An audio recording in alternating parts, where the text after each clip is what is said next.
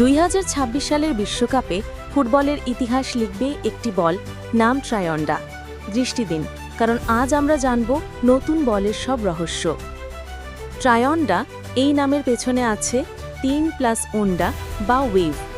Try মানে তিনটি দেশ, কানাডা, মেক্সিকো ও যুক্তরাষ্ট্র, আর ওন্ডা স্প্যানিশ ভাষায় তরঙ্গ বা তারঙ্গ অর্থ।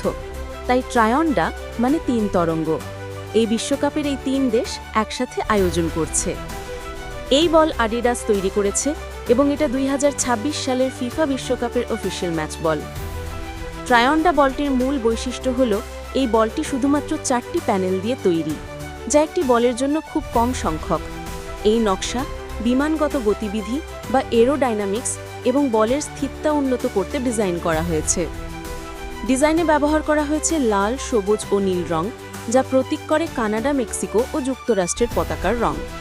প্রতি রঙের অংশে আছে বিশেষ symbol: maple leaf Canada, eagle Mexico ও তারা ইউএসএ।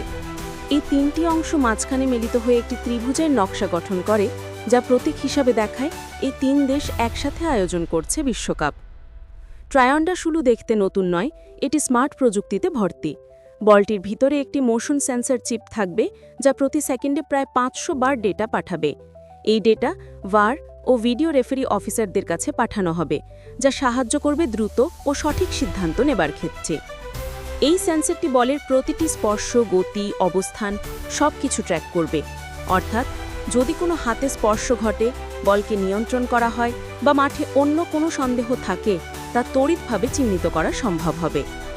উল্লেখযোগ্য ব্যাপার, গত আসরের মতো বলের কেন্দ্রভাগে নাই প্যানেলগুলিতে সেন্সর স্থাপন করা হয়েছে, যাতে অন্যান্য প্যানেলগুলি ভারসাম্য বজায় রাখে।